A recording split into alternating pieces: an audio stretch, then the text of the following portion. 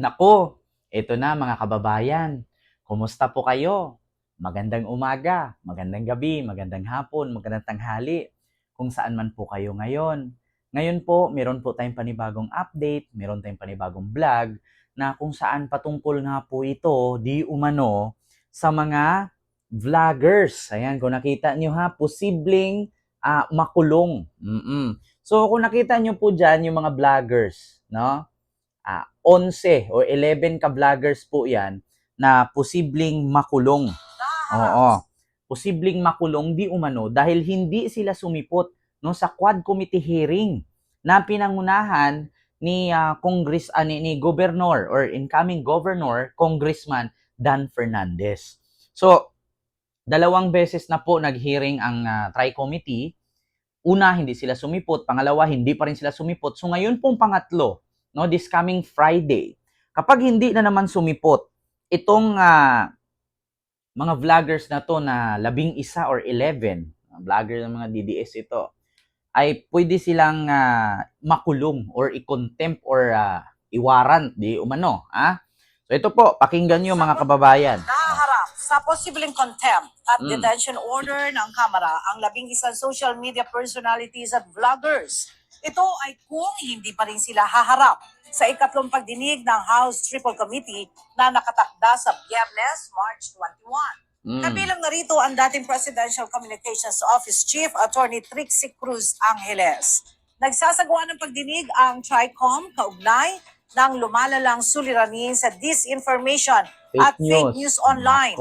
Sa kabila ng paulit-ulit na imbitasyon, tumatangging dumalo ang 11 social media personalities kaya naglabas na ng sabina ang 3 House panels laban sa mga ito.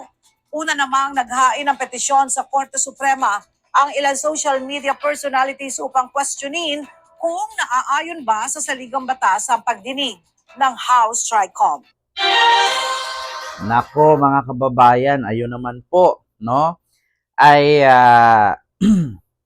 nabalitaan nyo naman po at nasa balita ngayon na itong 11 vloggers or personality, social media influencer, social media vloggers na kapag hindi ito sumipot sa Tri-Committee hearing ay pwede na silang di umanong posibleng patawan ng contempt at detention order ng Kamara. Nako po, posibleng makulong ito, mga kababayan. Oo, ayan 11 ka personality and social media vloggers. Umarap kasi kayo, 'di ba? Alam niyo sa totoo lang kung wala kayong kasalanang ginawa, kung wala kayong ginawang pagkakamali, no, bilang vlogger, hindi kayo dapat matakot. Hindi kayo dapat mahiya, hindi kayo dapat magtago, 'di ba? Karapatan niyo po yang magsalita doon at wala pong jurisdiction, no? Ang Korte Suprema or I mean ang Kongreso or dito sa TRICOM hearing na ikulong kayo kung alam naman nila sa sarili nila at alam niyo sa sarili niyo na hindi kayo nagkakamali. Kasi the more na ayaw niyong sumipot, the more na umiwas kayo, it means to say guilty kayo. Ganun yun eh. Ito example ko sa inyo katulad kay Kibuloy. Tingnan niyo si Kibuloy. Ilang beses pinatawag sa Senado, ayaw sumipot. Tapos meron pang 17 utos, dinaig pa yung kay Moises na 10 commandments. Sa kanya 17 utos hanggang sa humantong, nagtago. Binuggal ang area. Hanggang sa sinabihan ni General Torre, pasabugin natin to pag hindi ka lumabas. Ayan, lumabas nga naman. Diba? Sabi ko sa inyo mga kababayan, ito na. Alam nyo, sa totoo lang, kung ako, isa sa mga vlogger dito, pabor sa akin to. Bakit? Dito ko mailahad yung aking pinaglalaban. Dito ko mai-express yung aking opinion, yung aking pakikipaglaban. Laban sa mga tiwali na politician, mga magnanakaw na politician, at mga walang hiyang politician. Kasi, actually, vlogger ito, ano bang pinaglalaban nila? Di ba patungkol kay BBM? Magnakaw daw, cocaine daw, nagshabu daw. Kasi actually mga kababayan, hindi nyo may tanggi. Itong mga vlogger na to, pakita ko sa inyo. Yung mga vlogger na yan po yun sila lahat na nagsasabing bangag si BBM. Lahat po yan. Walang hindi nagsabing hindi bangag si BBM dyan. Lahat. nagsabi, si Marcos magnanakaw, si Marcos bangag. Ngayon, pag nandun sila sa Kongreso, sa tri-committee hearing, tatanungin lang naman yan sila. Saan yung ebidensya mo, saan yung pruweba mo at patunay na bangag si Marcos? Ganun lang. Pag hindi nyo nasagot, kulong. Contempt. Pag nasagot mo yan at may naipakita kang ebidensya, kasi actually, isa sa mga nandito na vlogger, yung naghahanap sa akin, isa yun sa nagsabi na may hawak siyang USB or video na kung saan nagpupulburon si BBM. Diba? Pabor na pabor to.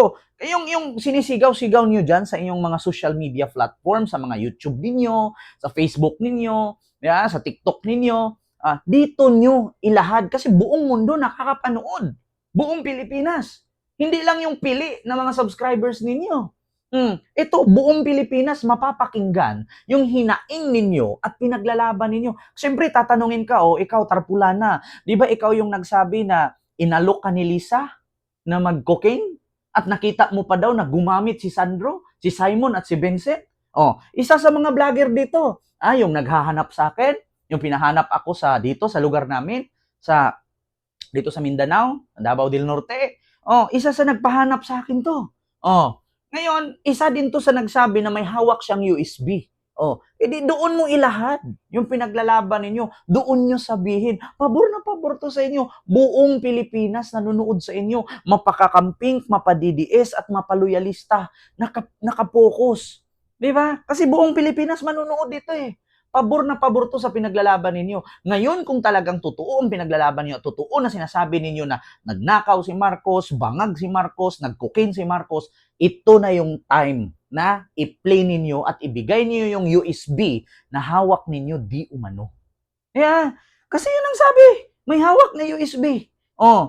May play pa nga silang video doon sa Amerika na sumandal si BBM ganyan, tapos, ganon, di ba? Tanungin niya ako, sabihin niya sa akin fake news ako. Di ba?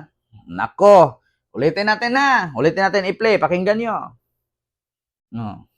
Nahaharap sa posibleng contempt at detention order ng Kamara ang 11 social media personalities at vloggers.